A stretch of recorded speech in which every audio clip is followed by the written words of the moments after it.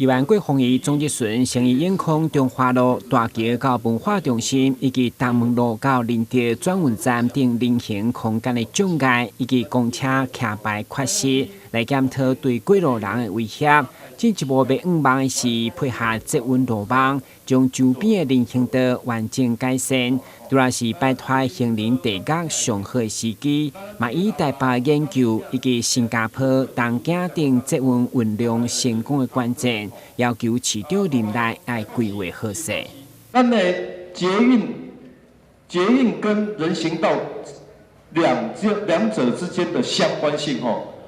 其实是很重要的。有一些研究报告里面的发现，其实对台北市来讲，对90公里长到130几公里长，这加40公里长的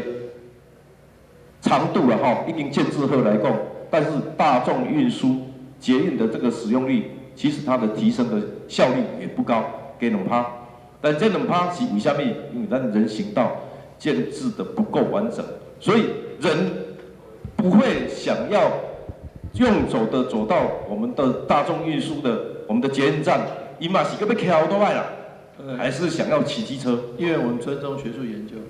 当然是尊重啊，这人有研究过，毕竟咱台南市干嘛去做这块研究？可是台北市的人行道的优良度是全台湾最好的，怎么样让我们的行人更好走？那我必须坦白承认我们在努力改善，但是还不够多，不够快。